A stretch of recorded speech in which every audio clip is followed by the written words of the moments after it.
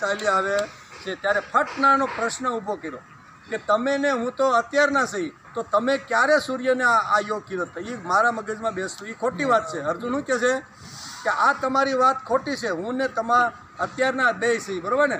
ત્યારે ભગવાન કહે છે કે ભાઈ અર્જુન, તારા અને મારા અનેક જન્મો થઈ ગયા છે. શું કહે છે કે તારા અને મારા અનેક જન્મો થઈ ગયા છે, એ જન્મ મારા બધા મને યાદ છે, પણ તને અત્યારનો જન્મ યાદ છે કે કુંતી માતાનો પુત્ર છો, મારો ભાઈબંધ છો, બરાબર? પછી મારો બનેવી થાશો, એ તને અત્યારે બધી આ સંબંધની અત્યારની ખબર છે, પણ આની પહેલાં કેટલી વખત માણસ આવ્યો છે અને કેટલી વખત ગયો છે, પણ આ બધું તને યાદ નથી, મને યાદ છે.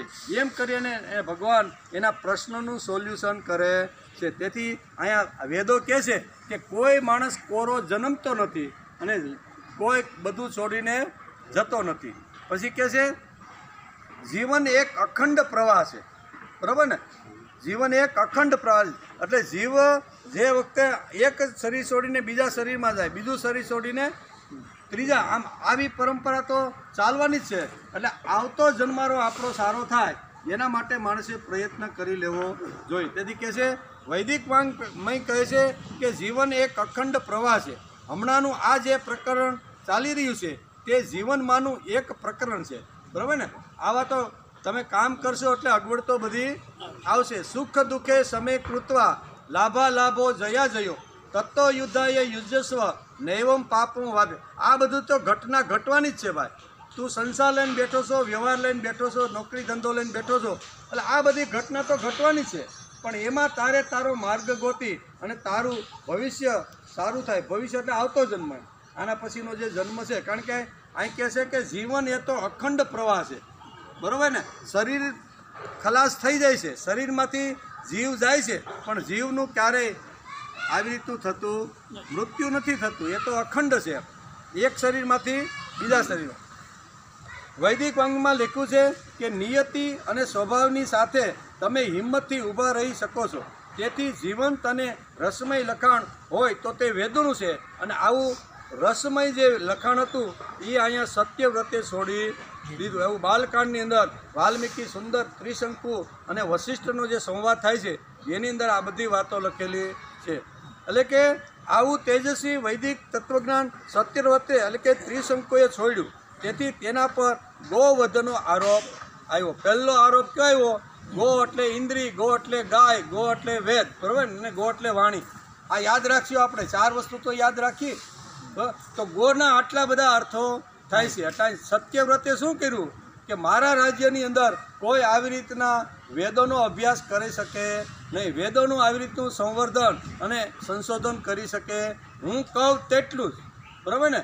જેમ હિરણ્યકશિપુ કહેતો હતો કે ભાઈ તારે આ રાજની અંદર તારે બીજી કાંઈ દખલ કરવાની જરૂર, અમે કહીએ એટલું રાજ્ય, અમે કહીએ એટલું ખાવા પીવા રહેવાનું બધું, એમાં તમારે કોઈ વચ્ચે આવવાની જરૂર નથી, બરાબર? તો એવી જ રીતે અહીંયા સત્યવ્રતે આ જે સિદ્ધાંતો હતા, સત્ય સિદ્ધાંતો હતા, બરાબર ને? કર્યા વગર કાંઈ મળતું નથી, મફતનું લઈશ નહીં. આ વેદોનો જે સત્ય સિદ્ધાંત હતો એ સત્ય સિદ્ધાંતને અહીંયા સત્યવ્રત માનવા તૈયાર નહોતો. તેથી વશિષ્ઠે એને બહુ સ્પષ્ટ ભાષામાં કહી દીધું કે તારો યજ્ઞ હું કરાવી શકું નહીં, તારે તો પ્રાયચિત કરવું પડે. શું કરવું પડે?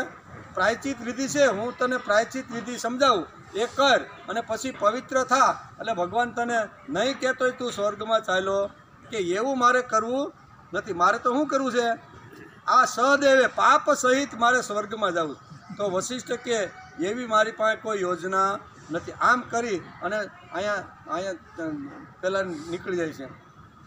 એટલે કે આવું તેજસ્વી તત્વજ્ઞાન સત્યવ્રતે ત્રિશંકુએ છોડ્યું. તેથી તેના પર ગૌવધનો આરોપ આવ્યો. વૈદિક વાંગ્મય માણસની ભક્તિ અજવાળ છે. વેદોનો અભ્યાસ અથવા વેદોનું અધ્યયન જો માણસ કરે અને વેદોને સંભાળે અને એની પ્રમાણે જીવન જીવવાનો પ્રયત્ન કરે તો વેદો આપણે શું આપે? તો બહુ સરસ અહીં વાત લખી છે કે વૈદિક વાંગ્મય માણસની ભક્તિ અજવાળ છે.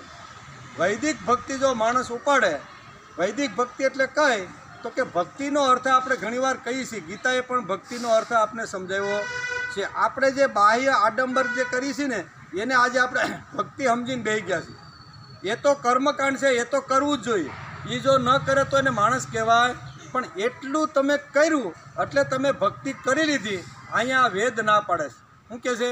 વૈદિક તત્વજ્ઞાન કહે છે કે આ તમારી ભક્તિ નથી, આ તમારો કર્મકાંડ છે.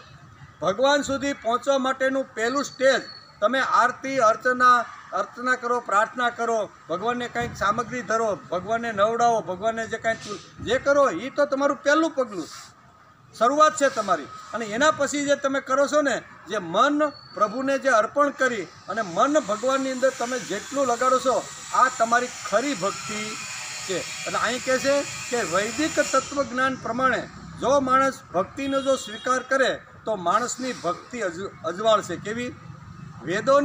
વેદોએ જે સિદ્ધાંતો કીધા છે એ સિદ્ધાંતો પ્રમાણે માણસ જો ચાલવાનો પ્રયત્ન કરે તો માણસનું જીવન ઉજ્જવળ બની જાય છે. એટલે કે વૈદિક વાંગ્મય માણસની ભક્તિ અજવાળ છે, વિરક્તિને ઉટકશે અને મુક્તિનું દિવ્ય દર્શન આપશે. આ ત્રણ સિદ્ધાંતો વેદોની અંદર અહીં વ્યાસે લખ્યા છે. અને અહીં ત્રિશંકુને સમજાવી રહ્યા છે કે ભાઈ વેદો તે છોડ્યા છે એ બહુ ભૂલ કરી છે. વેદો છોડ્યા એટલે તે શું છોડ્યું? તો કે તે ભક્તિ છોડી છે, વિરક્તિ છોડી છે અને મુક્તિનો માર્ગ બંધ કરી દીધો. તું એમ કહેશો કે મને સહદેવે પાપ સહિત મને સ્વર્ગમાં જગ્યા મળે અને ત્યાં મારો સ્વીકાર થાય, તો અહીં કહેશે કે એ શક્ય નથી.